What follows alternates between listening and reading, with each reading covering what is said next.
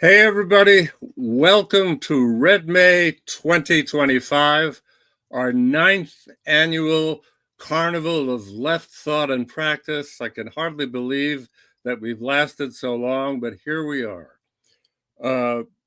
This year's festival is dedicated to the memory of our friend and comrade, Joshua Clover. If you look on the internet, you will find tributes and memories all over that confirm how beloved and essential Joshua was to so many people as a poet, a comrade, a militant, a rock critic, a Latinist. He was so many-sided, it's hard to sum him up, and it's hard to believe that he's not here. Joshua came to our first RedMay, and looking through the tapes of it, I discovered something he said at the time that resonated with me at the moment, so I would like to read it to you. Joshua said, welfare, and this, by the way, is 2017, and it's the moment just after Trump has been elected. Welfare, unemployment protection, the things that are buying social peace are vanishing or gone. One way to think about Trump is as an experiment by the class of the masters to figure out how they can manage a changed circumstance. And they need to experiment to find out what a regime can look like that doesn't operate by a quasi-inclusionist liberal democratic mode. This will be only one of the experiments we will see. Other experiments will happen. They may be worse. And we are now living through another of these new experiments. And Joshua, I wish you were around to help us blaze the trail through Trump's new vengeful clusterfuck. But anyway, RedMay says to you, Awe atque vale, hail and farewell. Okay, today, Capital's Grave, Neofeudalism, a panel inspired by a new book by Jodi Dean, which has James Martel and Heron on it as commenters. Jodi, as you probably know, if you've been to RedMay in the past, is an American political philosopher and professor in the political science department of Hobart and William Smith colleges in New York State. Not only does she profess, but she practices politics quite actively. She's always in the front of almost everything that occurs. She's contributed to contemporary political theory, media theory, and feminist theory, notably with her theory of communicative capitalism, the online merging of democracy and capitalism into a single neoliberal formation that subverts the democratic impulses of the masses by valuing emotional experience over logical discourse. She's the author of, among other books, Blog Theory, Aliens in America, and what I call the Communist Trilogy, The Communist Horizon, Crowds and Party, and The Comrade. And of course, this latest book, Capital's Grave, Neofeudalism, and the New Class Struggle. Jodi, welcome back to RedMay. Thank you so much, Philip. I'm really happy to be back. I'm also, it was really moving but sad to hear you dedicate this year to Joshua Clover. Joshua was an incredible comrade, and it's a terrible shock. We should also, I think, be mindful that this is 575 days into Israel's most recent genocidal effort to ethnically cleanse Gaza. Over 52,000 Palestinians have been killed, and Israel is also actively bombing Syria and Lebanon. In the U.S., things are also quite grim. We've been in the last 100 days, but also even before, right? Because we saw how pathologically Zionist the Biden administration was, but we've been witnessing attacks on higher education, illegal kidnappings and deportations, including of US citizens and green card holders, and especially of students who've been active in the struggle against genocide. In the last 100 days, we've also been seeing the dismantling of parts of the federal bureaucracy dedicated to research, health, medicine, science, culture, knowledge production, and also dedicated to civil rights and to securing protections and benefits for the least well-off. Even though none of us, I expect, are fans at all of the IRS and the FBI, we've also been witnessing deep cuts to them, especially in divisions investigating tax fraud and economic crime. Just to keep adding on to this litany of horrors, we can also note the kind of shocking conflict of interest involved in this whole weird Trump cryptocurrency operation. And also, we've seen Trump using his power to try to force law firms to give him hundreds of millions of dollars in pro bono labor. And several law firms, important, big, famous law firms, have capitulated and agreed to do this. And all of this is in the interest of tax cuts, of enhancing the wealth and power of the billionaire class and tech lords, especially and most visibly Elon Musk, who not only benefits from over 12 billion in US government contracts, but who is also on his way to sweeping up all of the data collected in the Social Security Administration. So in sum, our present is characterized by a dramatic blurring of the legal and the illegal. We could also call the same thing a breakdown of the distinction between what's legal and what's illegal. We see a breakdown of the distinction between the economic and the political, of any separation between public and private interests. And these breakdowns, right, these blurrings are what I talk about in Capital's Grave as the parcellization of sovereignty. And I get that term from Perry Anderson's discussion of feudalism. But I see it as related to a present tendency where capitalism is turning itself into something else, right? Into neofeudalism. And before I go into the sort of nitty gritty of neofeudalism, I wonder if people, if y'all have noticed this kind of weird prevalence of terms like fealty and vassalage, like this sort of language is like in everyday language now, everyday terms now. And it's sort of not surprising given that in 2024, the top 19 families in the United States increased their wealth by over $1 trillion. And so we have in this setting, this return to this language of fealty and vassalage. Even this week, a New York Times fashion article discussed Republican women's style choices in terms of their sartorial displays of fealty. Right after the election and up into the inauguration, there were countless articles that would talk about how tech lords were heading to Mar-a-Lago to bend the knee and kiss the ring. These feudal metaphors are in the air we breathe. They're part and parcel of nearly all descriptions of power in the age of Trump. But they're actually not all that new.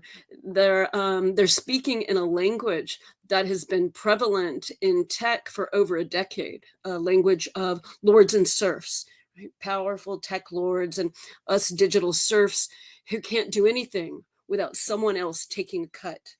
Endless rents, fees and fines. We're always on their land. I mean, not really land, right? Their servers, their virtual space, their property, Facebook, Amazon, Apple, Google, because these are not really public spaces, right? These are private corporations that provide platforms for our interactions in exchange for which they take a cut. California labor leader Anthony Rendon said this clearly in a rally back during the attempt to block the passage of Prop 22. It's fucking feudalism all over again. And Rendon evoked an experience of unfreedom that is prominent these days, right? It's prominent in this language of fealty and servitude and digital serfs and new forms of serfdom, right? It's more, it refers to a kind of experience of unfreedom that talking about bosses and exploitation doesn't quite capture. And I call this neofeudalism. Trump world's blatant use of state power for a personal gain and its concomitant feudal trappings aren't the cause of neo-feudalism, right? This all didn't start up with Trump. It's a symptom. It's a manifestation of underlying neo-feudalizing tendencies. So that's what I want to try to introduce today, and then we'll have responses from Kai Heron and James Martel, in light of the larger argument I make in the book Capital's Grave. So let me try to talk a little bit about what this neo-feudal hypothesis is. I develop it in the book in two ways.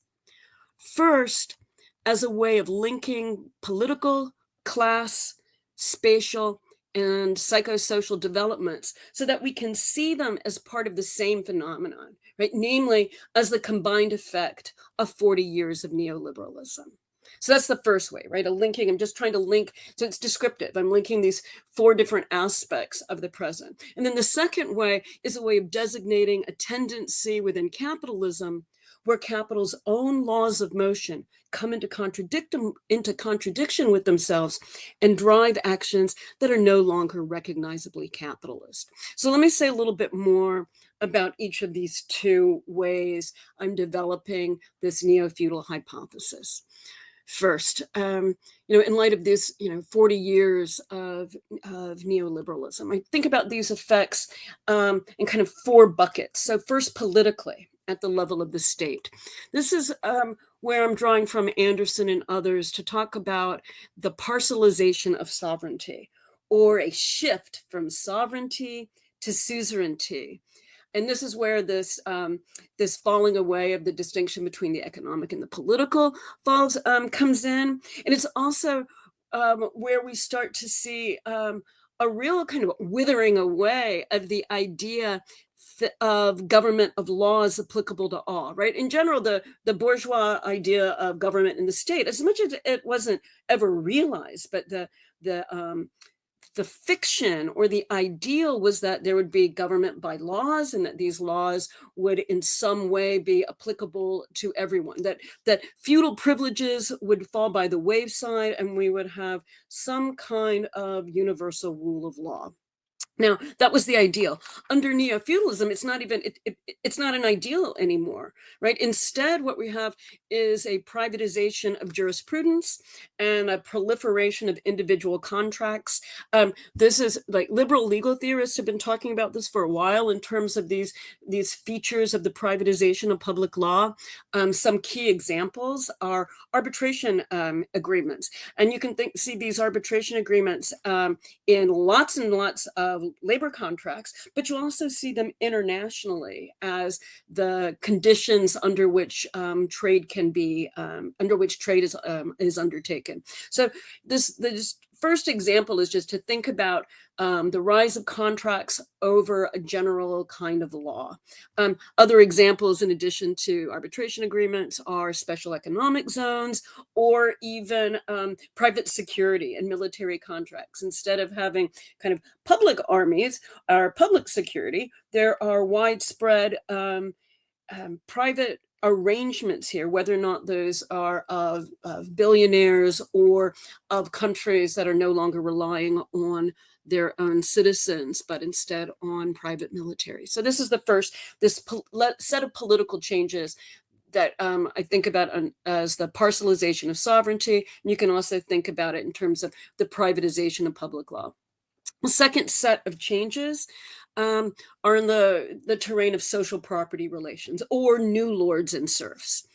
The idea here is that there's a very small small class of asset holders and a majority of workers in services. In high income countries, 70 to 80% of employment is in services. Most workers in Iran, Nigeria, Turkey, the Philippines, Mexico, Brazil, and South Africa are also in services.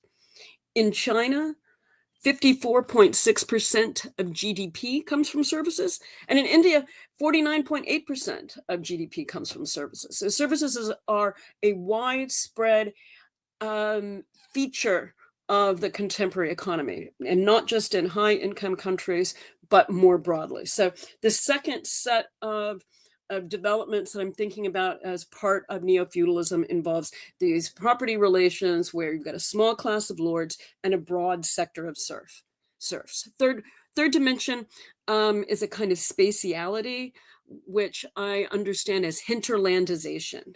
And by that, I mean the ways that we have prosperous areas, like areas of concentrated wealth that are walled off or protected from largely desolate, dismantled, and disfavored peripheries, whether or not we are thinking about that internationally or within the US or even within specific cities where flourishing areas, it's like they suck up all of the resources and energy from the areas around them. Phil Neal describes this phenomenon of hinterlandization really well in his book Hinterland.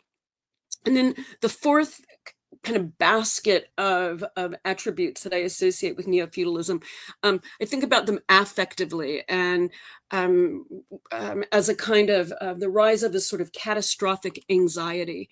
And this is our growing, maybe unbearable and unavoidable sense of being submersed in forces beyond our control, where everything is a threat and everything is overwhelming or exhausting.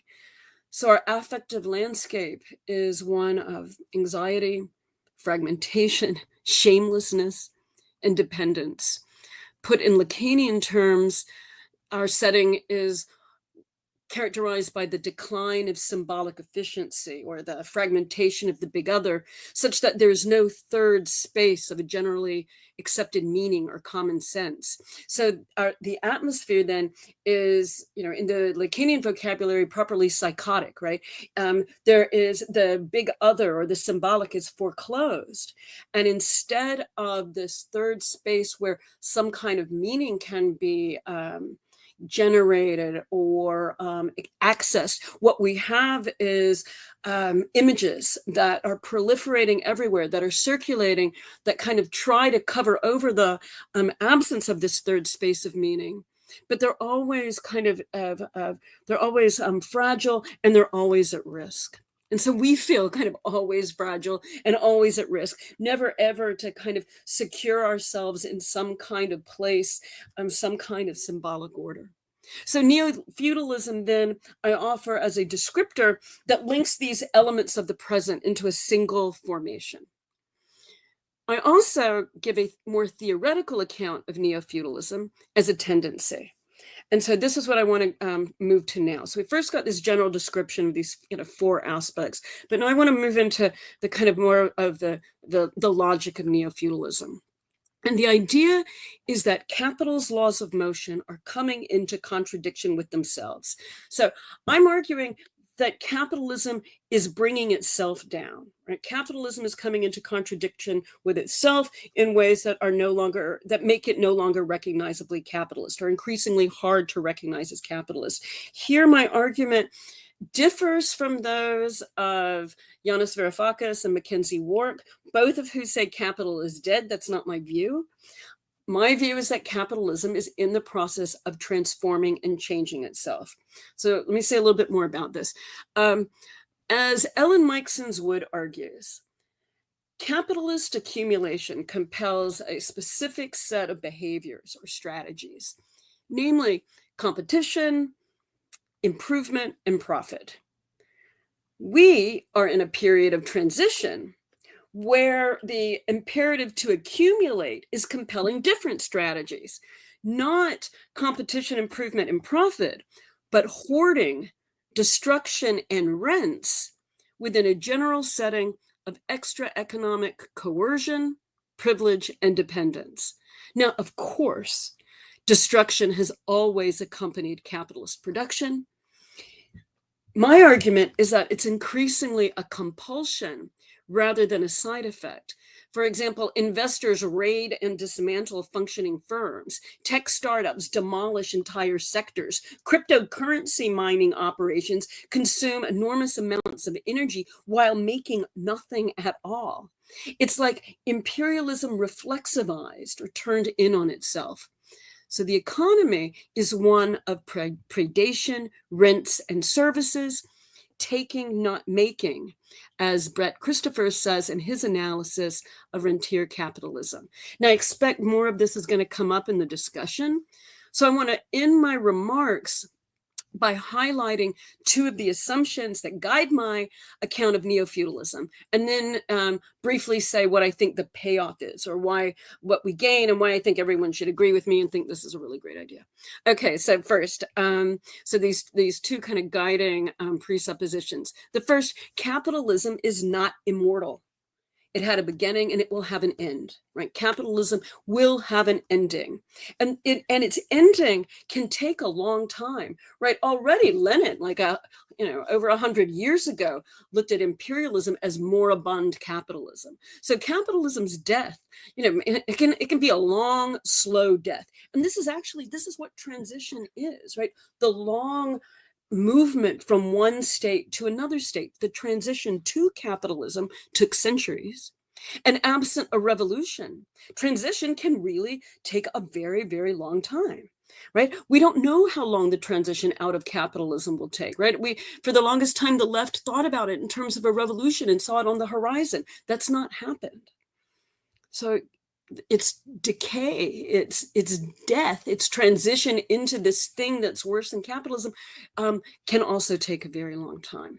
Additionally, we have to recognize, as we're talking about transition, and as I emphasize in Capital's Grave, during transition, or while we're in a transition period, the same elements can be theorized according to different logics, right? You can put them into different pictures. It's like transition is a realm of like duck rabbits, waves, and particles, right? Or Schrodinger's cat, right? What are we looking for? And so what we're looking for is going to determine how our picture looks. So at any rate, my argument here is that capitalism is not the end of history.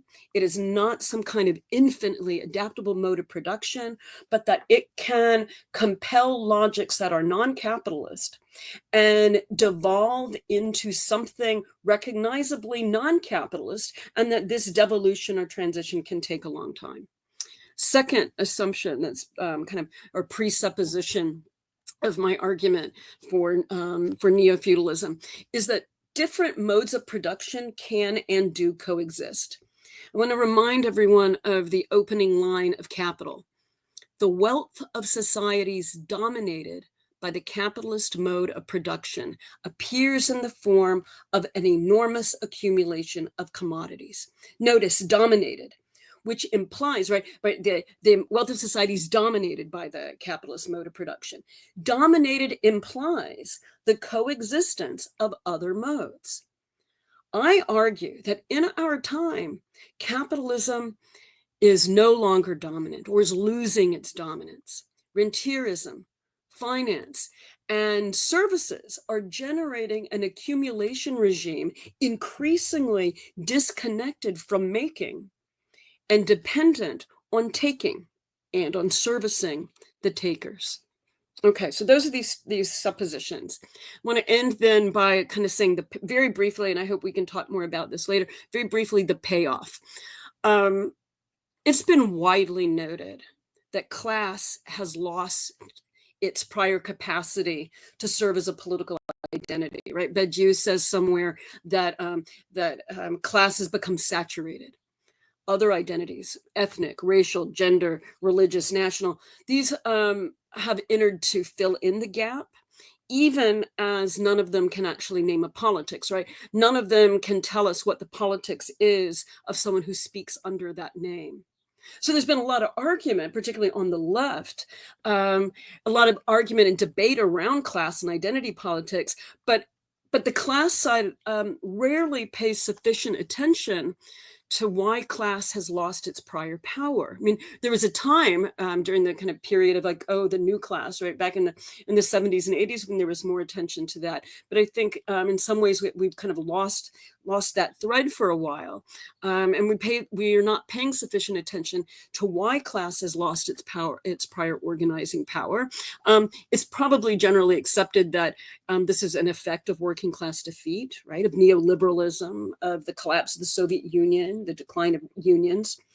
My wager is that there's a further explanation, one that's tied to the rise of services.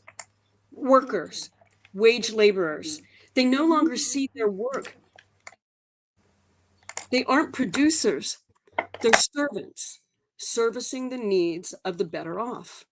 But we can and should recognize services as leading the way to the kind of economy we'll need on a warming planet, right? An economy of services, care, education, health, environmental restoration.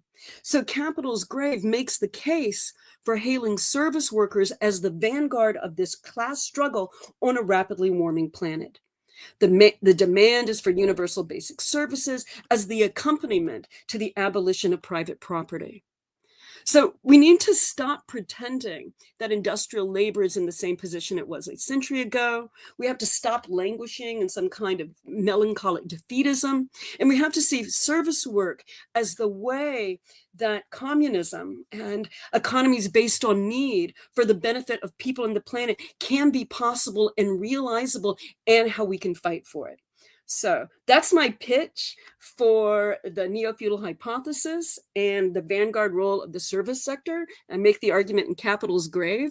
And now we're going to hear from my dear friends and comrades who have some critical responses and questions. And we'll turn first to Kai Heron. Kai is an organizer, trade unionist, and lecturer in political economy at political ecology at Lancaster University.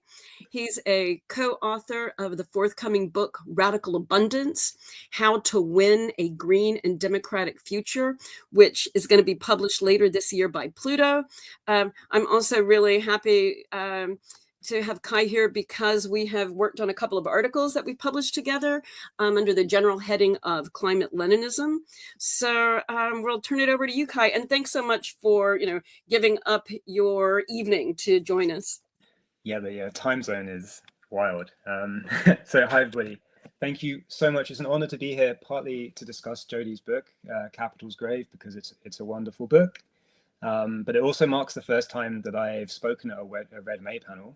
And it's saved. Every May I excitedly go through the YouTube channels and watch these, right? And it's just one less video I need to watch because I don't need to watch myself, which is wonderful. So my comments are going to be posed as two sets of questions to the book and to Jodi. Some of these, Jodi, I think you've preemptively answered, which is great. But the first set of questions will be around some of the elements of the neo-feudal hypothesis and asking whether we are in fact in a period of transition from capitalism to something worse, or whether we instead inhabit a newly ruinous stage in global capitalism's stranglehold over human and non-human life. And then the second is going to reflect on how neo-feudalism should shape revolutionary practice today. And my aim is to think with and alongside the neo-feudal hypothesis, testing it, trying it out. Before any of that, though, I want to start by applauding Capital's Grave for doing what all good theories should do. It theorizes from the state of the world as we find it to say something powerful, provocative, and politically salient. While rereading Capital's Grave for the panel, I was reminded of a quote from Gramsci. And it's not the usual one about transitions in which he says that the old is dying and the new cannot be born, because Jodi is emphatic that the new is being born, that it is bursting forth, though incoherently and incompletely, from the carcass of capital. Instead, I was reminded of Gramsci's remarks that, quote, reality produces a wealth of the most bizarre combinations. It is up to the theoretician to unravel these in order to discover fresh proof of their theory, to translate into theoretical language the elements of historical life. It is not reality which should be expected to conform to the abstract schema. This will never happen, and hence this conception is nothing but an expression of passivity. Neo-feudalism is just such a bizarre combination. It is a tendency, a law of motion, as Jodi just explained, within capital's social metabolism that exceeds it.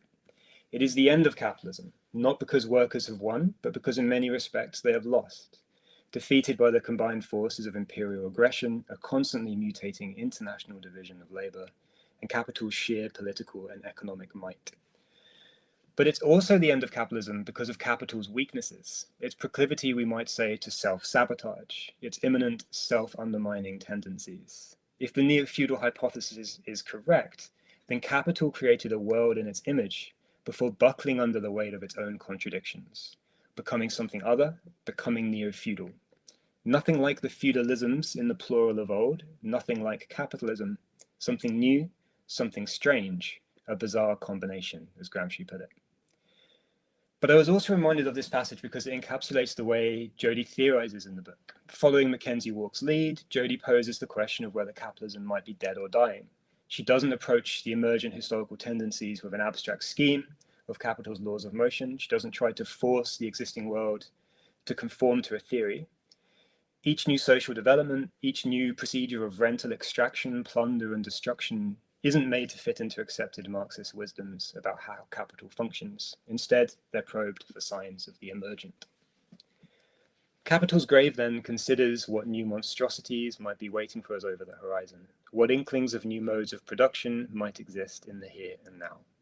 And that is exactly, I think, what Marxist theory, which must always be revolutionary theory, should do. Marx theorized industrial capital not when it was at its apogee, but when it was still incipient and ascendant. Grasping for the shape and form of what is emerging enables us to theorize what is essential about a specific social formation from its beginning. It also enables us to plan, to organize, to fight, and hopefully to win. So for all those reasons and more, I think Jodi's book is an incredibly important contribution to contemporary theory. But precisely because Capital's grave is theorizing something new and something incomplete, after finishing it, I was left with a couple of questions, not quite fully convinced by the neofeudal hypothesis, but not persuaded that it was incorrect either. So in the time that I have, I'm going to focus on two sets of questions. The first relates to the distinct laws of motion that Capital's grave asserts pertain to neofeudalism. And I want to approach those through the centrality of service work. And then the second line of questioning, which will follow quite logically from the first, is the question of how Capital's grave may aid revolutionary activity. Okay, so service work. Service work features heavily in the book, as Jodi just explained. Capital's grave follows many contemporary Marxist theorists and political economists in noting the dramatic rise in service sector employment globally. Jodi agrees with those like Aaron Benanav, who have argued that the rise of service work can be explained by capital's need to absorb surplus labor that is no longer required in the industrial sector because of productivity increases. But Capital's grave goes further by arguing that service work is increasingly non-capitalist in form. Service work is in the process of becoming serf work, or as Jodi puts it, capitalism is turning itself into a neo-feudal order of new lords and new serfs, platform billionaires, and a massive sector of servants. This theorization of service work is critically important for Capital's grave because it is here that Jodi poses the question of capital's laws of motion, and where they are most evidently emerging into neo-feudal ones. So as Jodi just explained, following E.M. Wood, Capital's grave argues that capital's laws of motion are competition, accumulation, profit maximization, and increasing labor productivity, all of that compelled by impersonal market forces and market dependency. While neo-feudalism's laws of motion are characterized by rent-seeking, predation, hoarding, and destruction, this time compelled not by the impersonal force of the market, but rather by extra economic coercion. But there may be some ambiguities in how service work is approached in Capital's grave, especially around the question of to what extent contemporary service work does or does not contribute to capital accumulation and the broader reproduction of capital. If it does contribute to the reproduction of capitalism, it can't be neo-feudal, it's capitalist. If it doesn't, we can be approaching the facets of an emergent neo-feudal order. And part of the problem here is trying to think in this moment of transition in the way that Jodi just explained.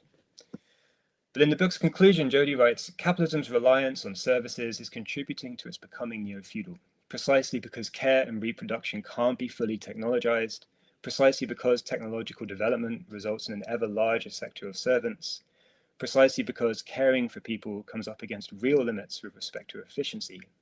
A society of servants cannot be a capitalist society. Services require that we think in terms of their use value, not their exchange value. Lots of this makes sense. We can't automate care work or teaching fully. We can't have robots teaching our kids, right? And so these areas of employment resist increases in profitability achieved through the maximization of what Marx called relative surplus value. But I'm a little less clear about the passage's final sentence, which runs, services require that we think in terms of their use value, not their exchange value. This resonates with other claims in the conclusion that services are, quote, disconnected from capital accumulation, and a little later that they challenge the value form.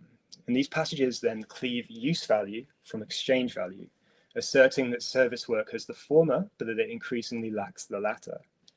This claim is necessary for the neo-feudal hypothesis, but it's not always self-evidently the case in all parts of the service sector. Part of the issue, as Capital's Grave acknowledges, is that the service sector is a huge and internally differentiated space. Services encompasses everything from care work and education to public sector employees like civil servants, all the way over to high finance. So the so-called service sector, as it's presented in bourgeois economic data, spans from some of the lowest paid workers to functionaries of the state to some of the highest paid in capitalist society. Importantly, when Capital's Grave theorizes about the emergence of a vanguard service class, it has in mind the lower paid service worker and sector jobs, including Uber drivers, teachers, nurses, social care workers, shop assistants, and so on, and obviously not state employees and high finance. Even so, I think what really matters for the neo-feudal hypothesis isn't the kind of work that's being conducted, let's say for the sake of argument care work, but the social form that that work takes. Which is to say that the question isn't whether someone is doing care work or not, but whether their work is productive of surplus value that is to be reinvested as capital in a circuit of expanded reproduction. It is this that is specific to Capital's laws of motion. So as Marx puts it, such labor is productive as directly valorizes capital or produces surplus value. Or in another useful phrase, productive labor is labor which directly serves capital as the agency of its self-valorization, as the means of the production of surplus value. So whether care work, for instance, does or doesn't generate surplus value isn't really answerable in the abstract, but it depends on the specifics of each instance. It depends on the laws of motion at work. So if a person looks after their own sick mother in their free time, that doesn't produce exchange value. They're just using their unwaged labor to care for somebody. If a person pays somebody else to look after their sick mother out of their wage or consumption fund, though someone's now formally employed in the service sector, their work doesn't generate surplus value. But if a person starts a business employing others to do care work, including caring for their sick mother, and reinvest some of the profits they receive into their business to engage in expanded reproduction of capital, then they are employing productive labor.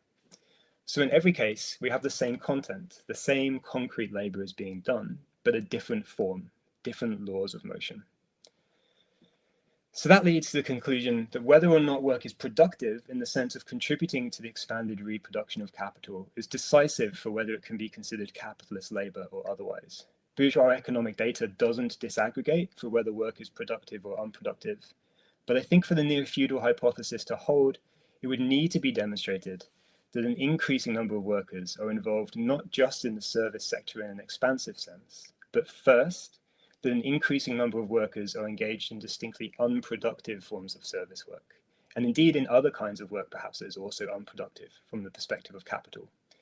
That would distinguish service work from normal service work under capitalism from work as a servant. And then second, that the neo-feudal laws of motion predicated on this unproductive labor can and are beginning to cleave themselves away from capital's laws of motion and stand on their own 2 feet. So put differently, it has to be shown that the increasing use of unproductively deployed labor is not a part of contemporary capitalism, say as a way of absorbing surplus populations to suppress working class unrest, but is the dawn of a new and distinct mode of production with its own laws of motion. So that point is critical. If rent-seeking, plunder, and destruction can generate their own forms of production, their own distinct social metabolism, as Istvan Messeros would put it, then they can become the basis of a new dominant social formation that we might call neofeudalism. If, however, they are not just an outgrowth from capitalist production, but strictly speaking parasitic on it, then to treat them as a distinct and new emergent social formation may be to misapprehend the contradictions of contemporary capitalism.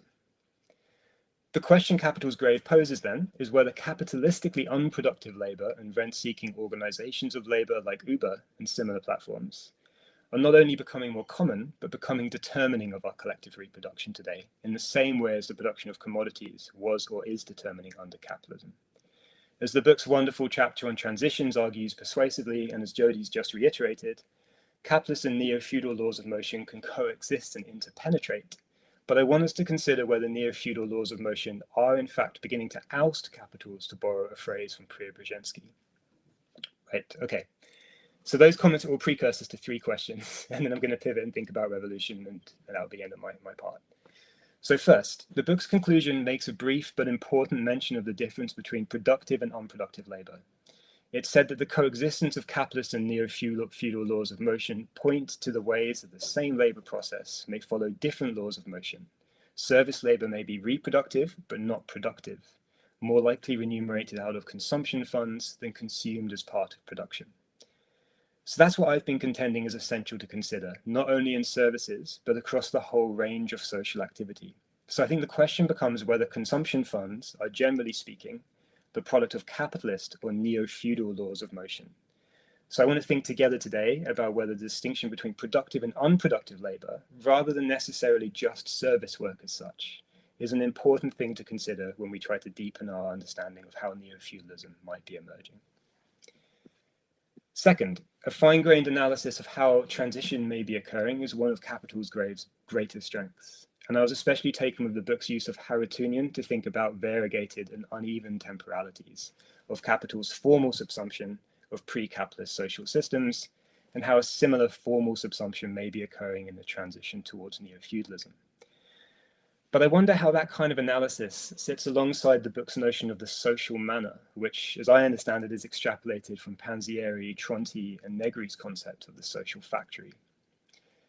For me, at least, the problem with the social factory thesis was always that it subsumed all social activity under capitalism. It totalized the capitalist system, obscuring how it harbors non-capitalistically organized productive and reproductive activities, and blinding us to the differences between productive and unproductive labor that I think are so important. It's a theory of generalized full subsumption, essentially. So I wonder if there's a productive tension between this and the use of Harrisonian and what the category of a social manner can tell us about the world. And then third, what evidence is there that neo-feudalism's laws of motions are carving themselves away from capitalist ones? That's kind of the point I've reiterated. Okay, that's most of my time. I think I have a couple of minutes left. So I want to think now about what it means to fight for revolution under neo-feudal conditions. And Jodi's already argued a lot of this in the plea for service work being the space where we think about revolution and struggle. So Capital's Grave concludes by considering how servants and serfs will fight for communism. And the book argues powerfully that the rise of low-paid service work elevates political struggles around social reproduction. So under neo-feudalism, the struggle becomes about securing basic conditions for social and ecological life. And in line with her previous writings, Jodi argues that these conditions won't be secured through local initiatives, to recommon, through mutual aid programs, and so on. We need a revolutionary party. Which makes me wonder how the struggle to build the party to dismantle the state and abolish private property differs under neo-feudalism. The book's conclusion proposes that service workers are the vanguard of revolutionary change and nicely demonstrates the challenges of organizing in workplace struggles around the service sector. And so much more likely, the book concludes, is that the servant vanguard will organize outside of the workplace in, as Jodi just mentioned, the hinterlands abandoned by capital, where class struggle takes the form not of a labor struggle, but a social reproduction struggle. And Jodi gives examples of rent strikes, cost of living demonstrations, protests against raising retirement age, and then repertoires of struggle in the hinterlands like blockades and sabotage. I think all of this is great and a really massive contribution. So my only questioning here is, first, what would this mean against struggles against imperialism, neo-feudal, or if we live in a neo-feudal order, what does the struggle against imperialism look like? Does it look different? And second, how might we think about the convergence of the ecological crisis and neo-feudalism? So as James O'Connor argued, capitalism destroys the means of our collective reproduction and its own conditions of possibility. Neo-feudalism is surely doing the same thing. But how might the ecological crisis with neo-feudalizing tendencies specifically, what spaces of proactive and defensive struggle will be created or have already been created and why? And here I'm thinking about things like how will wildfires, floods, droughts, declining productivity caused by heat stress, the forced displacement of populations, how will all of that collide with neo-feudalism's laws of motion and what kinds of struggles might emerge? And then on the subject of imperialism, how will the intensification of imperial war, death and dying that we are witnessing globally be reshaped if neo-feudalism succeeds in ousting capitalism? What strategies of anti-imperialist action are most necessary in response? And with that, really my question is, what is to be done under neo-feudalism? So thank you, and I'll leave it there. Wow, that was amazing, Kai. It was thank you so much. Those are also really hard questions, but I really appreciate the analysis. And we're going to turn now to my old friend, long friend, dear friend, and comrade James Martel, who I should say, James and I were in February, we're planning to have dinner with Joshua. And we had been like, doing all the emails, and then kind of right before it didn't work out, Joshua was having some health challenges. And we were like, okay, well, we'll get together next time. And there wasn't a next time. So James, with Joshua's also, really stood by me last year and I'm greatly appreciative of that, James. So I want to now, but not enough about that. James teaches in the Department of Political Science at San Francisco State University, where he's also a labor and union organizer. He is the author most recently of Anarchist Prophets, Disappointing Vision, and the Power of Collective Sight. That's one of his many books, another of which is one of my favorites, The Misinterpolated Subject. James is working right now on a new book entitled Continuous Assembly, The Power and Promise of Non-Archism. So James, thanks for joining us today. I really appreciate it. And over to you. Thanks so much, Jodi. So nice to see you all. I just also wanted to kind of give a shout out to Joshua Clover. I'm very sad and moved by his passing, and he was a real comrade and a real mensch, and the world is worse off without him. So I'm actually going to talk about him a tiny bit at the end of I have a question that's related to him, so we'll bring him back. And thanks for the invitation. I'm very excited to be on RedMay. I've always kind of always wanted to be on it. So this is great. Let me give some remarks, and then I have also 3 questions for Jodi. Capital's Grave is a book that we all should pay attention to. I think liberals should pay attention to it too, but since this is RedMay, I want to focus on what leftists can take from this important book. This book makes several really critical interventions that are vital for understanding our time and what we're facing. And I think what Jodi has accomplished here is what Antonio Negri spoke of as a Marxist analysis of Marxism. That is to say, she's engaged in Marxist forms of analysis to conceptually stretch Marxism to adapt it to our current moment. This has been done many times before, of course, by Negri himself, but also by applying Marxism to context in the global South, as we see with people like Fanon and Mariátegui, to give just 2 important examples. In Capital's Grave, Jodi may be appearing to stretch Marxist concepts beyond the limit of what is still recognizably Marxist. And I take it that quite a few Marxists are having some issues with this book, but what I want to emphasize here is, rather than dismissing the book, Marxists of all stripes, as well as anarchists and other people on the far left, should put this book at the center of their strategizing. I think anarchists have fewer problems with this because anarchism is more inchoate than Marxism, so it's easier to go along with it. So I'm like, yes, of course, it's all right. So I'm going to mostly speak to Marxists, understanding that I'm a kind of a quasi-Marxist, but also an anarchist. The reason that a lot of Marxists may be taking issues with this book is its central claim that capitalism itself may be on the way out. Normally, this would be really good news. This is what we've been fighting for well over a century, after all. However, here we are at one version of the end of history, and there's still no communism. The idea that it's capitalism or nothing is itself, I think, an offshoot of the way that capitalism has successfully insinuated itself into our sense of reality, so that, as Mark Fisher put it so well, it's easier to imagine the end of the world than the end of capitalism itself. Well, the world, at least one version of it is ending, and here we are.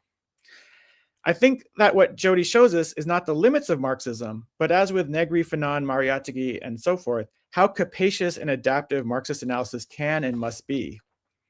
Jodi's thesis is not that capitalism has entirely disappeared, but rather that the patterns of capitalist logic, what she, after Marx, calls its laws of motion, no longer sustains capitalism as our central mode of operations. That is to say, capitalism's main drives, to use some of Jodi's own Lacanian influenced language, have now produced a new, now neofeudal order. And Jodi's very precise about how this works.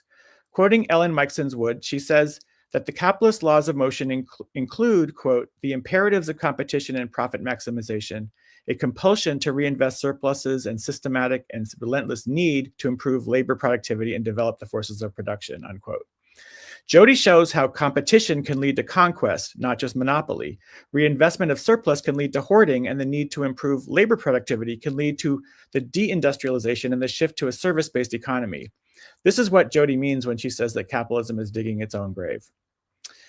One of the really important points in this book is the way that Jodi shows how dialectical materialism actually works in history. The stereotype is that one order, say feudalism, comes and is vanquished entirely, being subsumed by capitalism. In fact, however, capitalism kept many features of feudalism. In fact, it not only keeps them, but it relies on them to function. One key example of this can be seen in the way of how capitalism has dealt with the global South. There, as Mariátegui tells us, speaking specifically of Peru, feudalism was actually imposed by various imperial powers from Europe and the global North, beginning with Spain.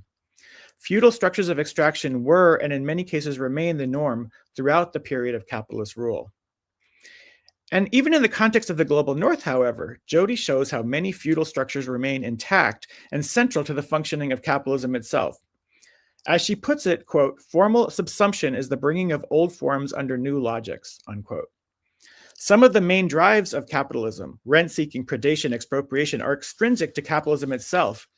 Indeed, if capitalism only followed its own laws of motion, it would not be able to succeed as well as it has, because that self-generating engine of development must have underneath it theft, plunder, and domination. If it was just reinvestment, it wouldn't be able to conquer the world. In other words, and I think this is one of Jodi's really great points, capitalism was never not feudal, and also never could have been anything else. One way that I found Capital's Grave to be very useful then is that it helps explain what's going on right now in the US in particular. Here at the heart of capitalism's empire, we see what looks like an attempt to dismantle the state, at least in part, and also it would seem to wreck or at least destabilize the market with all of Trump's shenanigans and clusterfuck, I think is a great word for that. To me, Jodi's analysis shows what this is. This is basically a case where capital has more or less run out of places to exploit in the global South and is now cannibalizing the global North instead. What might look like wanton self-destruction, Brexit, Trump, etc., is actually an example of unfettering some of the feudal modes implicit in formal subsumption, so that they reduce and eventually eliminate vast segments even of the bourgeoisie, leaving only a tiny elite and a vast number of vassals and dependents. What then should we call this particular moment that we're in? This does not appear to be fascism, although I say it's fascism all the time, but which remains very much a part of the capitalist form of homeostasis.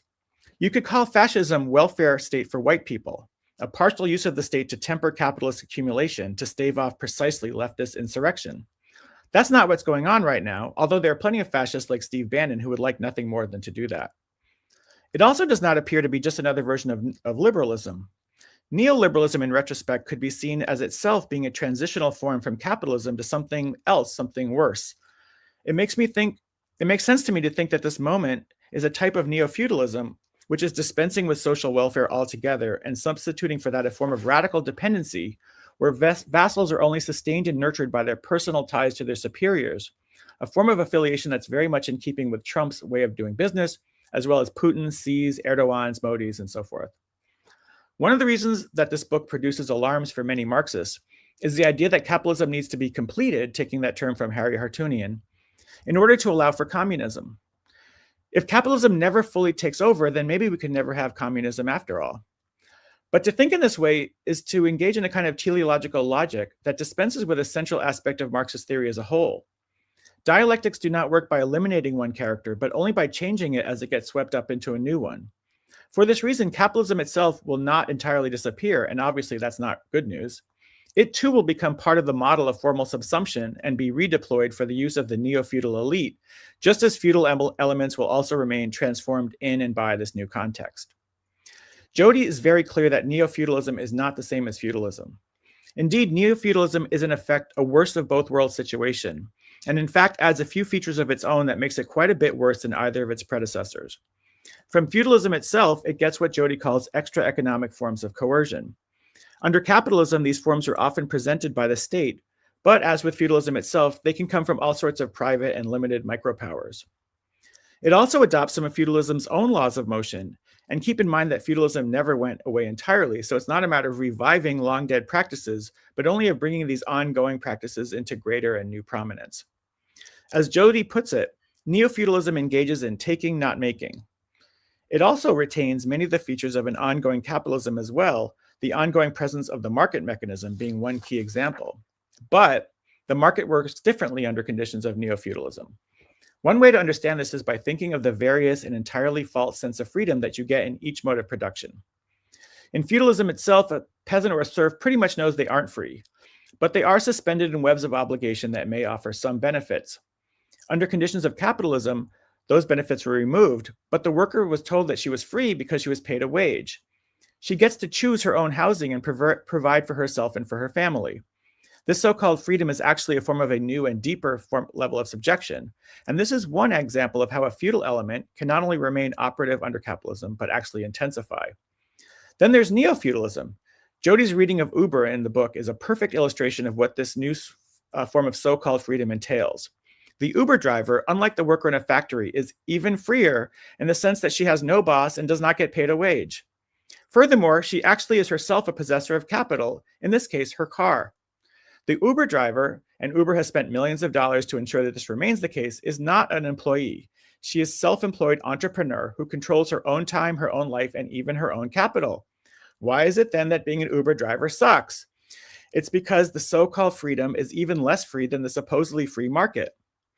What neo-feudalism has done is to shift the burden of maintaining and running capital to the worker herself.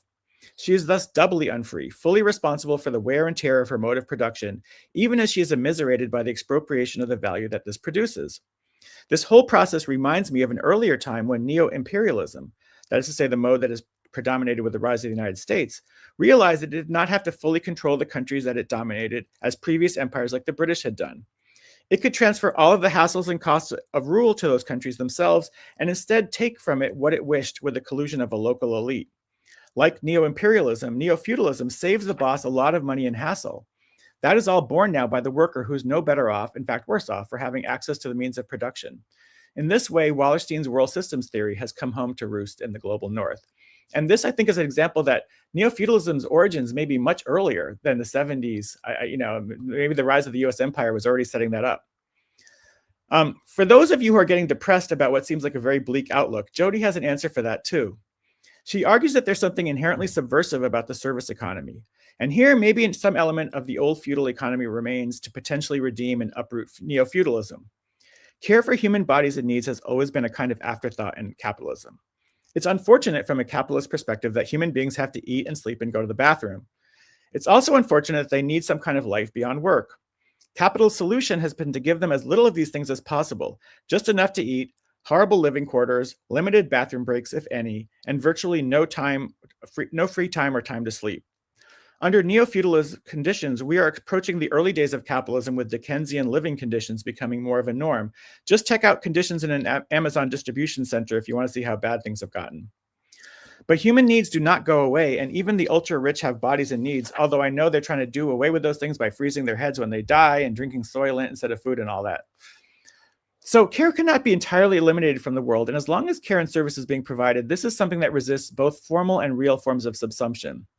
Yes, care can be farmed out to other people, often immigrants from other poorer countries, and yes, robots can be used in nursing homes to talk to lonely elders, but some level of care will always be required, and it can't be scaled up to an industrial level. I think that's one of Jodi's main points. And she suggests that this is the Achilles heel of neo-feudalism. Here again, many Marxists may have trouble with this message because it sounds like we're abandoning the idea of the proletariat entirely. First of all, if that was the case, it wouldn't be the first time that a Marxist analysis of Marxism would come up with a similar proposition.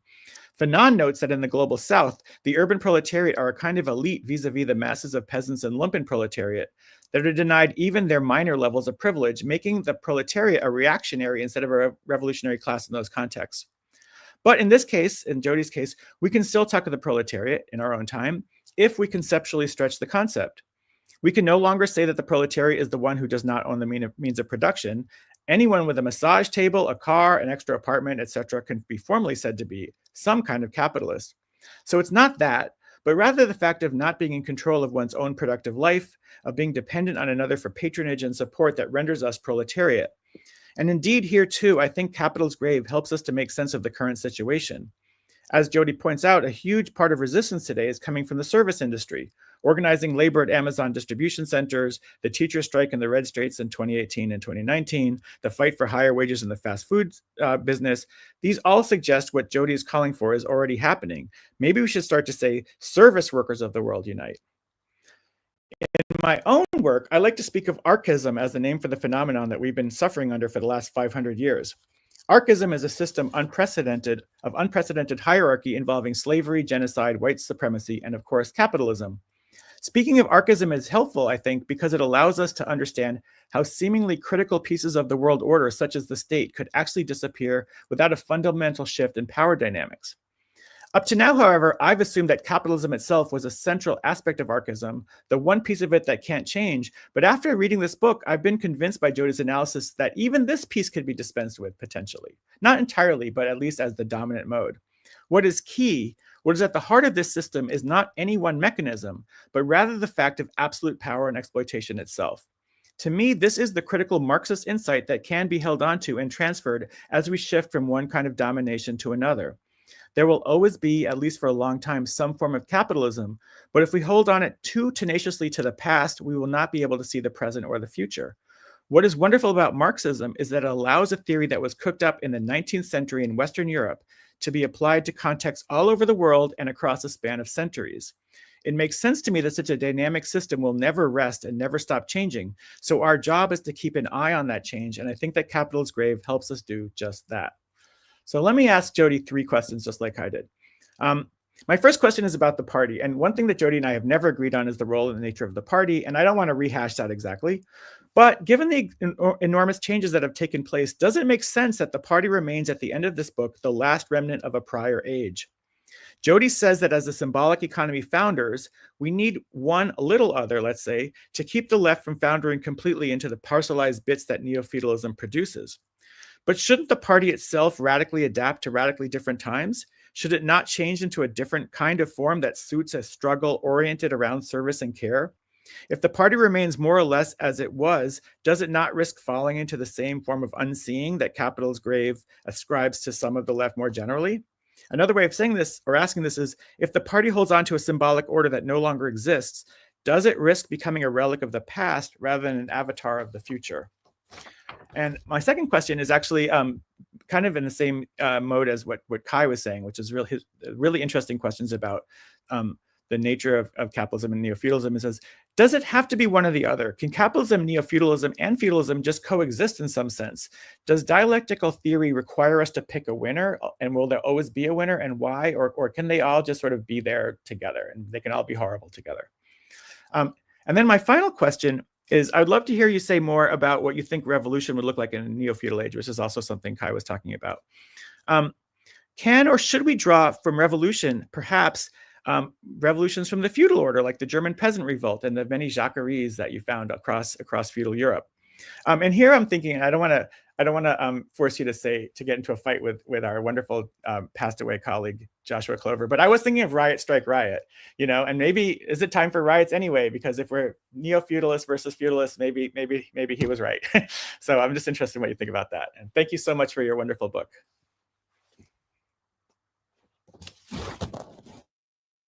Thanks so much, James. I really appreciate it. I think we now go to Philip. I want to jump in here, but first, Kai and James, absolutely wonderful contributions with a million questions. I'm trying to decide whether we're in the horror movie where Jodi is the scientist who rushes in the door and says, no, the monster we thought we killed, it has these other capacities that we never thought of it. In other words, it's the same monster. Or runs in and says, it's spawned a twin that's something else, and we have to kill that. So I think I agree with Kai totally that the wonderful thing about this book is the way it tracks back and forth between visible changes in our world that everybody registers and theory. And the theory that you get to are precisely the points where theorists have come from totally other directions to deal with some questions in the armature of Marxist theory. For example, stagism, directionality, and the one I wanted to talk about for a second is between formal and real subsumption. Now, I mean, that even starts in Capital, where it's illustrated in a very simple way. All of the fabrics are weaved outside in these little huts out in the Scottish Highlands, and the capitalist comes around and takes them in the first stage. Then they move all of the sewing machines into a big factory, and everybody's in a line.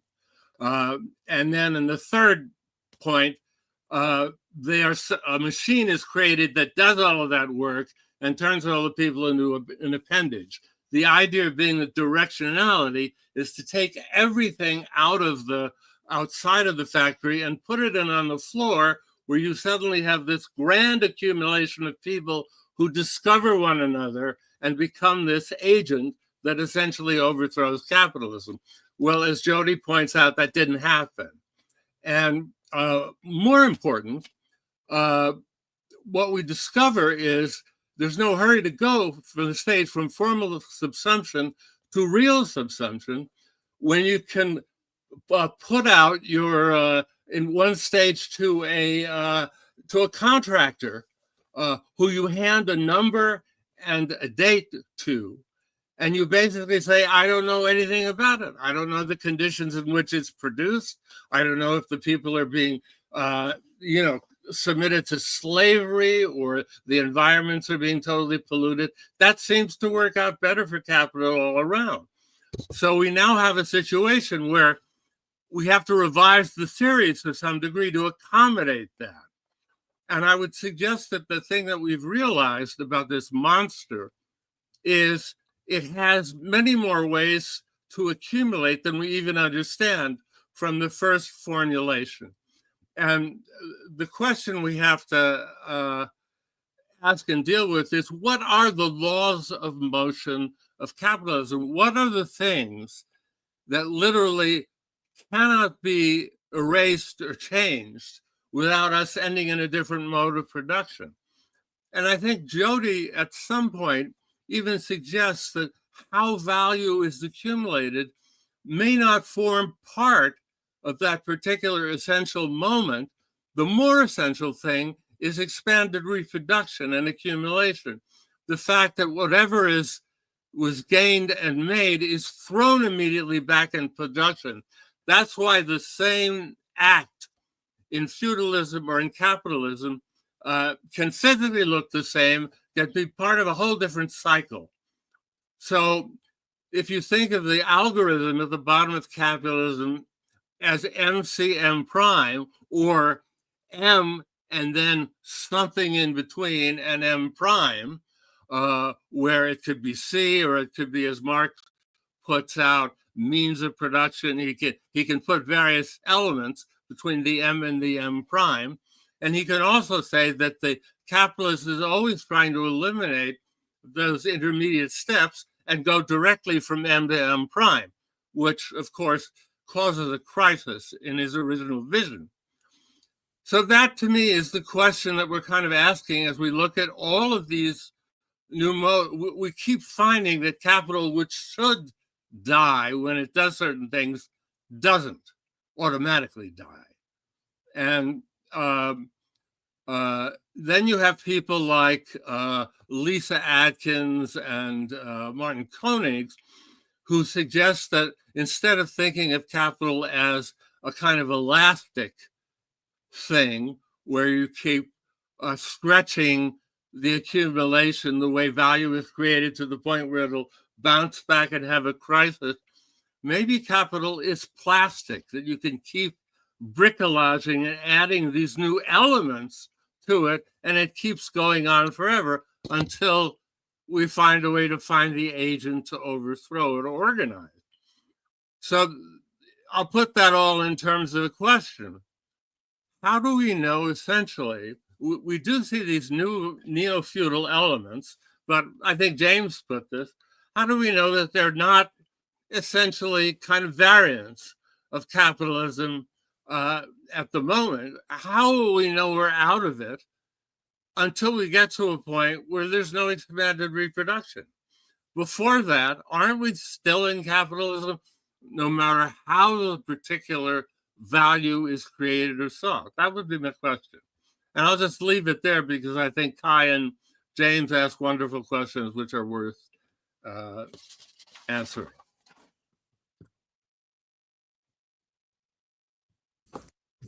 Awesome. Thanks so much, Philip. And it's great for me to see how you all the same questions from different angles basically converge. That's really interesting because I think it points to it points to questions that the book raises and maybe raises without addressing quite right. I first want to make one concession, and that's on Kai's second question, saying like, hey, doesn't the Hartunian point conflict with the social manner? I think you're right. I think that I didn't even think of that, right? Because I kind of loved the metaphor of moving from social factory to social manner, but you're absolutely right. It doesn't fit if I'm trying to make a point about the role of full subsumption as a continuously important feature of capitalism, particularly when we're taking a global look and not just going to focus on a Western Marxism preoccupied with real subsumption, right? But that the full subsumption. Wait, it's always good. I did this in the text. I always messed up formal versus real subsumption, right? That your point regarding formal subsumption. And not working with the social manner. I think that's, I think you're right about that. Though I still kind of like the metaphor, but whatever. Theoretically. I was hoping you would defend it more than that. I like it. Oh, I like the metaphor, but I think you're right. The only way I would have to I think I could, if I was going to try to defend it, it would be just to put the manner in a context of fighting with other manners and manners surrounded by hinterland. But that's not quite the way the social factory analogy works. So, I mean, you are pointing out like, so I'll actually give you that one. I think. Okay. Okay, so I think much of the other line of questioning from all three of you seems to be this relation, the coexistence of capitalism and neofeudalism. When does one fully replace the other? If it's the case that neofeudalism is dependent on capitalism, isn't that really just capitalism, right? I think that's where one of the places you were starting to end up, Kai, roughly. Is that roughly right? Yeah, from your third question. Yeah, so it's that, or whether the labor that reproduces neofeudalism has to be non-capitalistically organized labor. And you do a really good job of explaining that happens in services, or maybe it's happening in services. But there are so many other things we depend on to live that aren't services that are capitalistically organized. So I found myself thinking with the book, wondering, well, are there other, like, for example, agriculture? But then agriculture is interesting because it's relied on unfree labor, even under capitalism, right? It's always actually a feudal component. So there's a way of stretching or pushing the thinking further. So it's not just in services that we're thinking about this. So it's that kind of direction I'm going. Yeah, I like that very much. I mean, I think you've given me a bunch of ideas for places for expansion and further thinking. That's definitely the case. I am one of the. Let me try this on one of the questions. Also, if I understood you correctly, Kai, you were suggesting that if the underlying mode is capitalist, then we can't say something about neofeudalism. It doesn't really quite fully work, or it doesn't work the way that I suggest that it works, because what's being reproduced are capitalist. Capitalism itself is being reproduced. However, in that long, I use a long quote from Marx that actually I first saw in Jason Smith's book, and it's about Marx pointing. It's when Marx is pointing out about how in the sort of burst of industrial production in England, at the same time that the proletariat's increasing, the sector of workers, or the number of workers employed in unproductive services, is also increasing. And he has a line which is something like, something to the effect of capitalist reproduction is also reproducing something like the historic class of slaves. So what's interesting to me is that capitalist reproduction can also reproduce non-capitalist labor forms. That is, and so I think that's a place. So that happens. One, that capitalism has also parasitically relied on non-capitalist labor in addition to reproducing non-capitalist labor forms. That both of those things let us think about the coexistence of modes.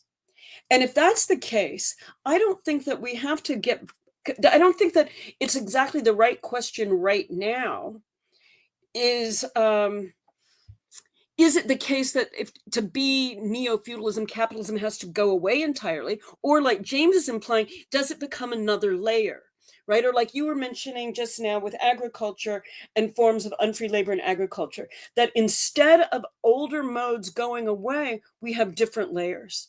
And so that neo-feudalism is a layer of predation and destruction, dependent, and it lets us see different forms of unfreedom that we weren't seeing. And James brought this out in his questions, that we weren't seeing when we didn't have this extra, say, neo-feudal layer on top. I don't know if that's said too kind of crudely, but what I'm trying to do is say that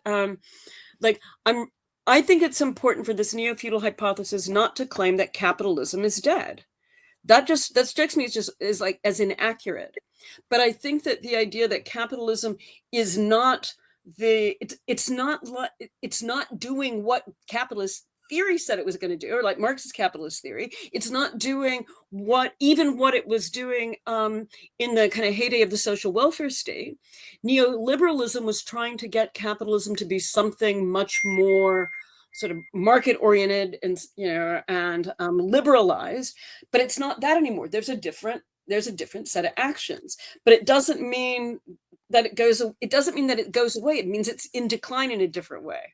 I don't know if I'm afraid that didn't answer very well, but maybe we can go back in the Q&A. One other thing, let's talk about revolution, because James, we always have to talk about the party.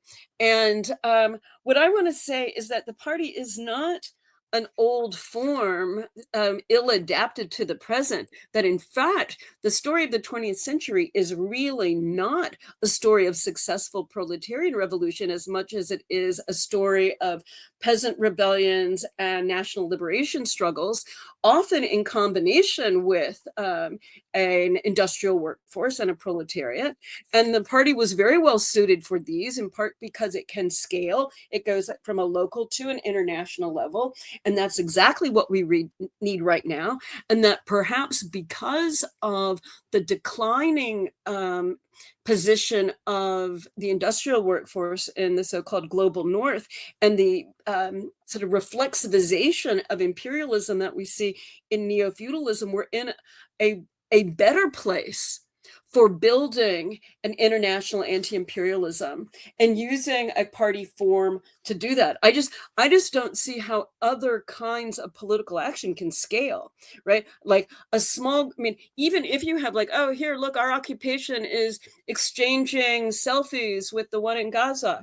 Yes, it's inspiring, but that doesn't plan the flotilla, right? That doesn't plan it doesn't plan, drones from, and from Yemen. So I think that we need to think in terms of what is the form that can scale across different struggles. And the party has been a form that does that.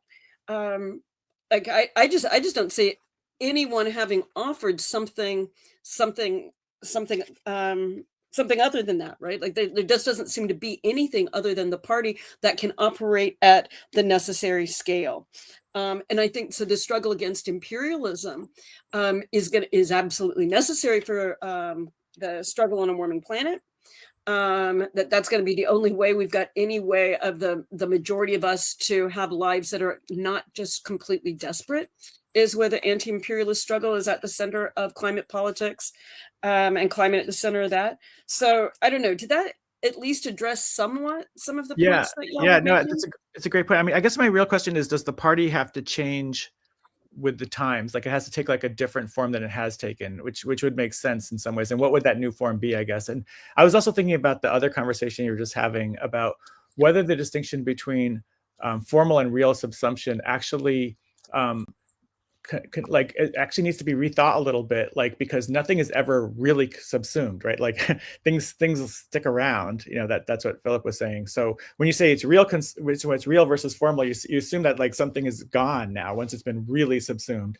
But I think capitalism will never be really subsumed either, as long as all this, you know, all this, or real subsumption doesn't maybe mean what we thought it did. It doesn't mean that it's completely something brand new, but something old. And I wonder if that logic also applies to the party. Like, is there like a real change in the party, or at least, you know, obviously some elements will remain, and but something will have to change. And how will the party adapt to this? I'm actually super interested in what you think about that, because you know, I think your idea that like a service-based revolutionary model is key. But I was just wondering what a party that would be working in that with that model, how it would adapt to that as well.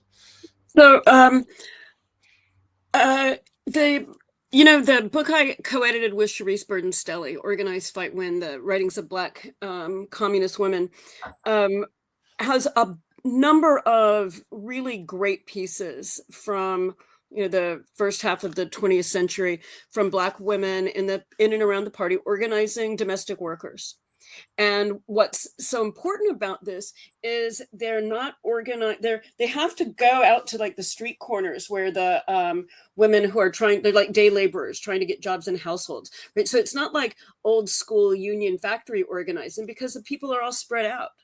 They organize lots of they organize like what is it called, cooperatives that are purchasing goods. They organize tenant unions. They create schools. So already in the old school Communist Party that people kind of love to rag on, there was a whole bunch of different kinds of organizing and strategies that weren't just like versions of union struggles, like at the point of production, or looking at industrial workers, but looking at a working class in its lived everyday life. And I think maybe it's holding up those kinds of organizing efforts is also really part of this. And so I would say, like, we've got to, stop demonizing the party as if its form was somehow rigid, and recognize that it was always a much more flexible arrangement than people give it credit for being. Also, I understand that you're trying to expand the idea of real subsumption. I kind of think I'm using it in the more kind of narrow way that Marx is using it, which is how how production in factories is really configuring the labor process dramatically, rather than just taking things that are made in their traditional way and now kind of selling them. But in fact, it's reconfiguring them. And as I talk about in the book, the assumption that real subsumption has to occur. And as you point out, actually, in your comments, that one of the things that might be nerve-wracking to Marxists about this book is like, oh no, capitalism never is complete, so we can't get communism. I think that's a really nice point, like, as addressing some of that. But anyway, so I just segued into 3 different comments. I see in the. Do you want to read the question here, Philip, that's in the chat, and then we answer it, or? Yeah, there are a couple ones. I'll read some. Oh, okay. Can the speakers, this is from Inea, can the speakers reflect more on the barriers that the generalized anxiety Jodi identified as the 4th characteristic of neofeudalism pose to revolutionary organizing, and how we confront them? I don't know if you guys have any comments on that, but what I'll say is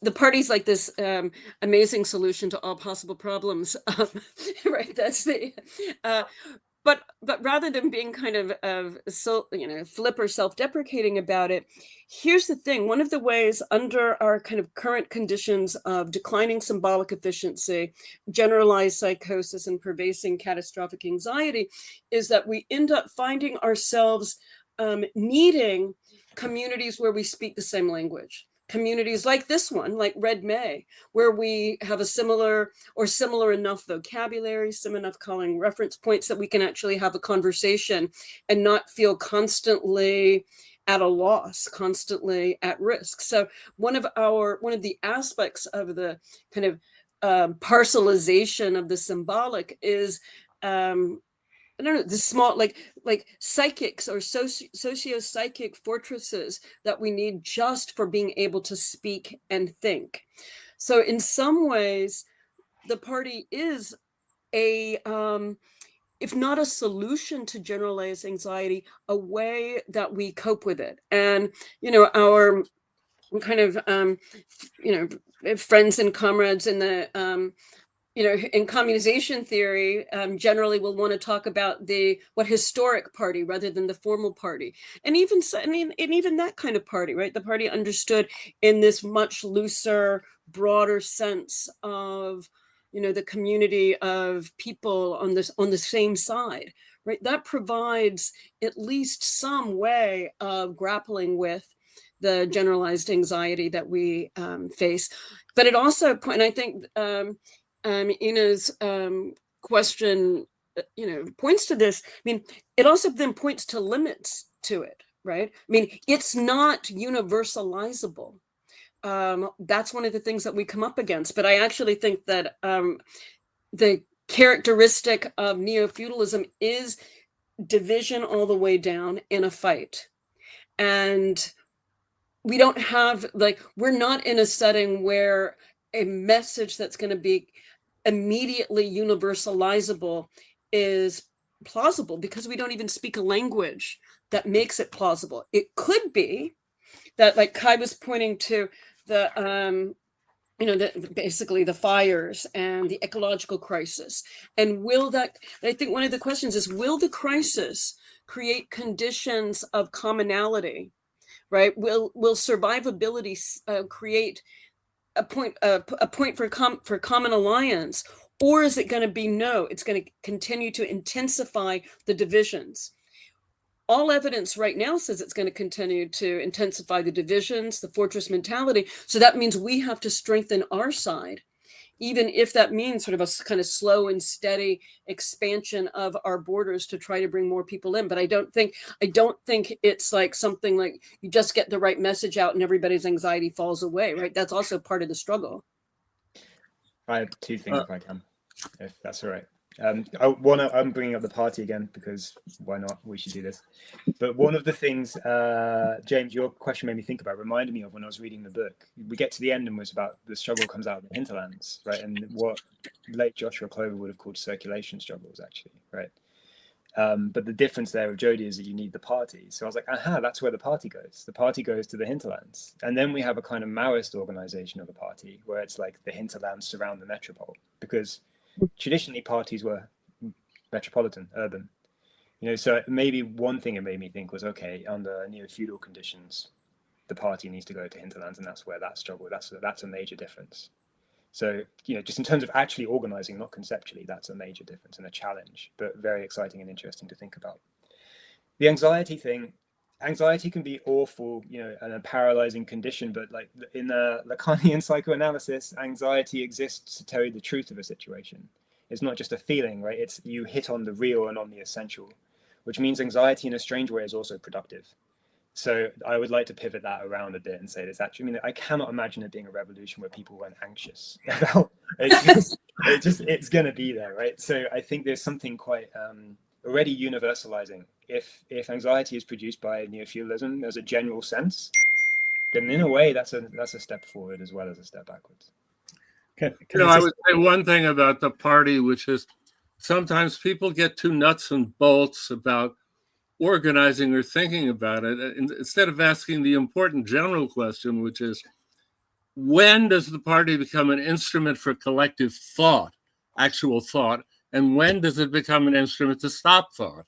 You could do an anthology where you look through all the parties in history and you said, at this point, they are thinking about the current moment, and which is obviously the Bolsheviks in the fourth or 5 months before the October Revolution, where the quality of the thought and the exchange is great. And there are other points where people are just handed a line that's stupid and are kind of forced to follow it. And it's obviously the second image of the party that has triumphed thanks to American film and television for a long time. So one has to figure out how do you literally create a party where it uses the advantage of many minds to find the right thing to do at any given moment.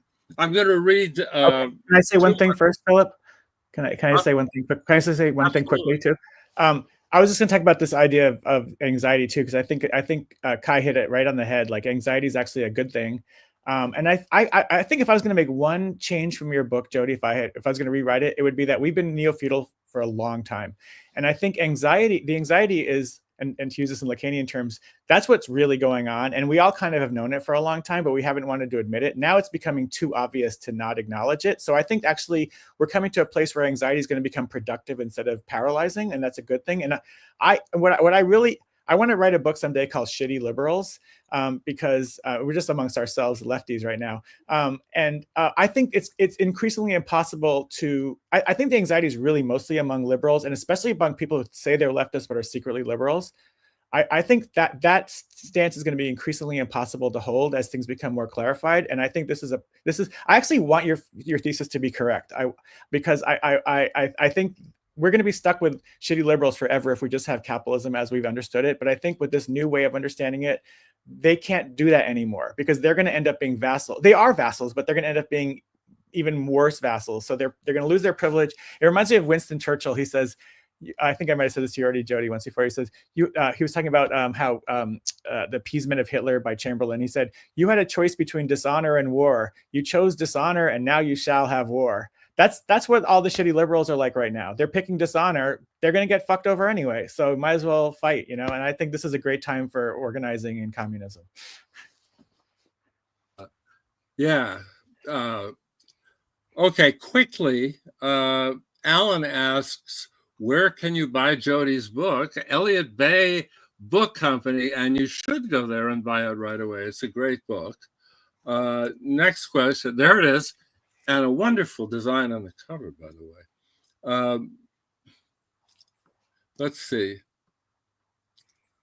Digital Gnosis says, I think there are pretty universalizable languages, love, self-sacrifice, though I guess even there you see the Christo-fascists co-opting the Jesus story in theology, and that language for the opposite. There's no question there, but it's a comment. Okay.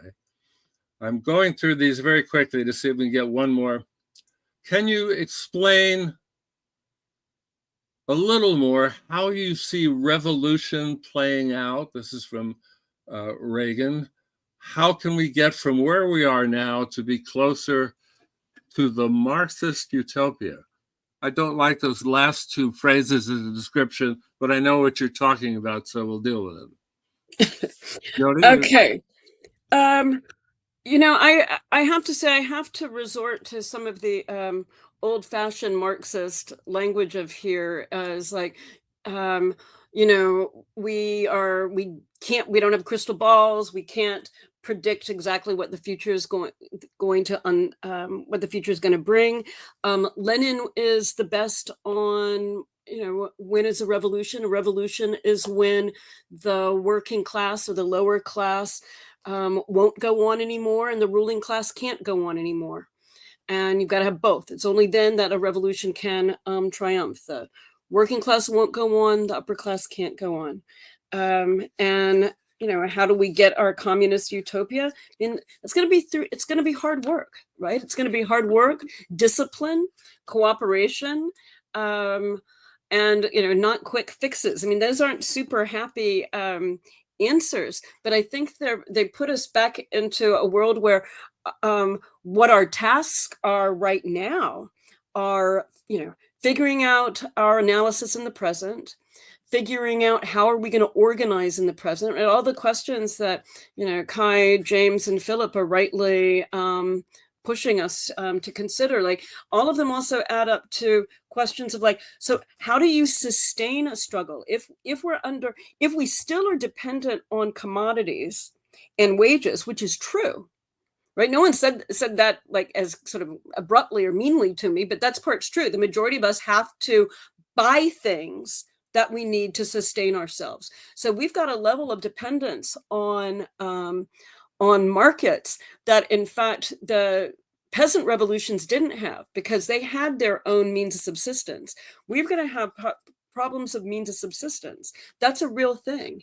Under a warming planet, on a warming planet, that's going to be a real thing. So those, I think, are you know, then the strategies for dealing. You talk about this a lot in your work, Kai, is figuring out the relation between, you know, having what we need to survive and fighting the struggles, and how do you find forms. And you actually, James, you've been thinking about these forms too, that are bringing together our forms of fighting, our forms of decision-making, deliberation, and our forms of subsistence, right? What are going to be the ways to bring those things together? And maybe that's actually what you're pushing me on, James, when you're like, shouldn't the party adapt in some ways? And I think, you know, sort of yes and no.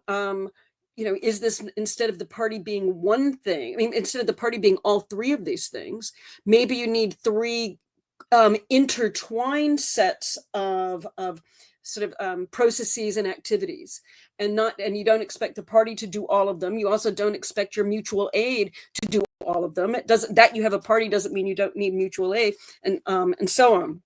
So back to the question, like, you know, how will we get our Marxist utopia? By abolishing private property and private ownership in the means of production, keeping fossil fuels in the ground, having communities where everyone treats each other with a degree of dignity and respect, and people who want to get to participate in the primary decision making. I think that would be a good start. And then one other thing that's not on this question, I loved your responses earlier. I wish I'd said them about and you also amplified them, James, on anxiety is productive. Yeah, that seems I really like that. And of course, surround the cities. Yeah. As much as I'd love to read Ernest Bloch and think about utopia, I think the phrase Marxist utopia is too close to the liberal trope of the 50s, where the left is supposed to want to create heaven on earth, which of course is ridiculous. I think the notion of what drives the left should be, and is, very simple. It's I can't breathe. George Floyd's words. People want to breathe and they can't, because capitalism doesn't allow most of them to do it. One doesn't have to get more complicated than that. Let me go with another question from Sean here.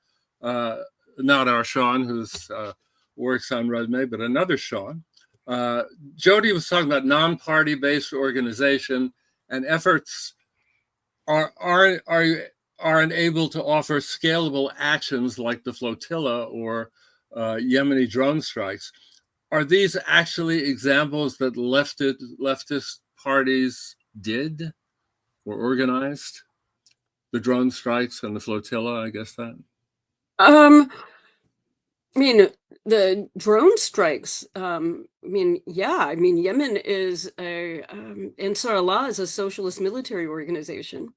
And the flotilla is not a party, but it is an interest. I think it's interesting to think about as a larger scale kind of organizing. So it's not it's not a party. That's right.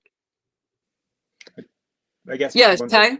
Yeah, so one of the things I was thinking about the last question as well, right? The Marxist utopia thing is nonsense. But what the Neofeudalism book does very well is press the need to think about our reproduction. So capitalism is failing to reproduce as day to day. Our bills are going higher and higher. The cost of living is higher and higher. People are living less long lives. You know, we're getting shittier and more miserable.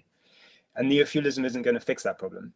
So the struggle becomes about how to seize control of our means of kind of collective reproduction and sustain each other's lives, right? And what is Yemen doing? Trying to keep people alive in Palestine against a genocide. What's the flotilla doing? Struggling over reproduction as well of Palestine and Palestinian people. So in that sense, yeah, they're a fight over our collective reproduction. They're part of the same struggle that we're trying to do, I think. Let's take one last question here. It's a comment, but it would be interesting to hear what people elaborated a bit. A lot of people, this is from Digital Gnosis, a lot of people's anxiety comes from being manipulated by engagement, algorithm/news, climate change, wars, etc.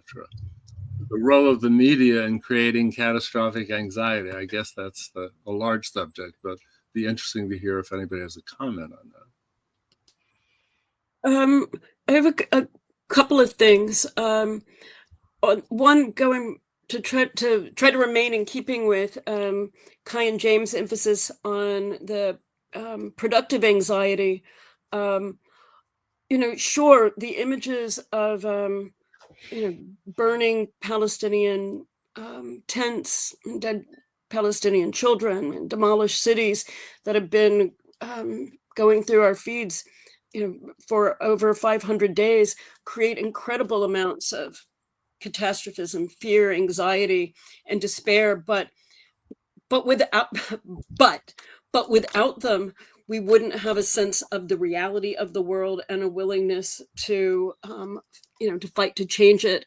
And that's crucial, right? Like so the same things that can fill us with a kind of overwhelming anxiety can also push us in other directions. So that's the first thing. I think a lot of it. So the second thing is, like, stuff depends on the kinds of media one consumes, and to go in keeping with James' shitty liberals, the primarily liberal media, I think, wants us, everything is supposed to be that we consume primarily incapacitating or directing us back into the Democratic Party. It wants to take every bit of righteous rage, of a willingness to fight back, of a sense of we can't take it anymore and we have to band together and say, oh, and the way you do this next year is vote. Right. That was actually one of the things that was so deeply frustrating. And some of the local nearby George Floyd protest in 2020, we'd be out there, everyone's in like gas mask, and there's been hand to hand with police and all this. And at the end, some of the organizers were like, and you know what this means? Everyone needs to make sure they register to vote. And it's like, what the hell are you talking about? So I think in some ways, yes, media is a problem, but one can make choices to, participate in forms of red media and left media and find sources that are going to actually help you think and feel part of a collective that wants to fight back, or whether you're just going to consume stuff that lets you either escape or be in despair. Can I add to that too? Because I think that's a really good point. I think one of the reasons that that Palestine and Gaza has had such a huge impact on the way we're thinking is that if you think about the way the chickens are coming home to roost, that could be our future. Like, there's no reason why the kind of death and war wouldn't be rained on us too eventually. And we think we could, we have privilege because we're in the United States or whatever, but that's not going to always be true. And I think that's one of your central theses, and that's something we should really think about. Another thing that you said in your book that really gave me pause, which I thought was very smart, was that a lot of the leftists engage in these kind of fantasies. And I guess this is what a utopia, I don't like utopia either, because it means nowhere. And I'm like, fuck that. But so you're talking about like us all becoming subsistence farmers. And what you're basically saying is our fantasy of liberation is to become feudal again, right? And I have to admit that I've sometimes thought that way myself. So I kind of like the way that you're allowing us to have a little bit more of the industrial world, and not have to resort to that kind of lifestyle, because I think a lot of neo-feudalists, like the techno lords, would be like, that sounds great. Yeah, you guys go be subsistence farmers, and we'll like tax you and oppress you. So I think that's very. I thought that was a very nice and helpful thought that you had too.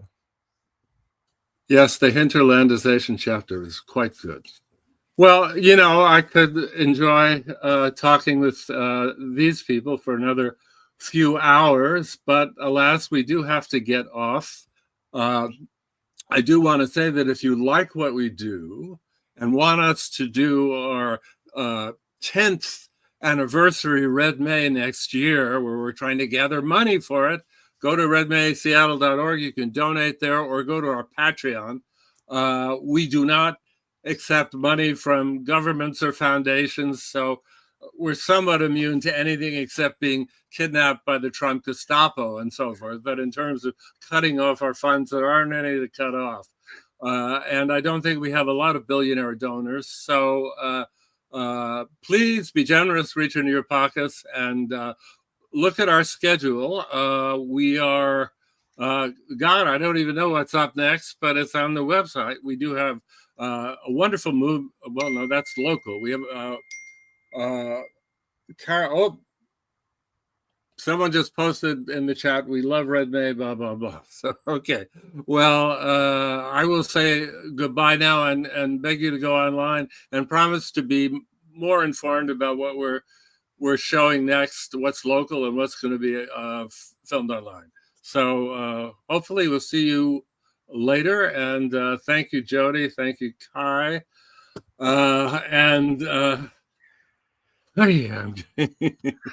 James, thanks. And I hope we will have you back to lots of RedMays.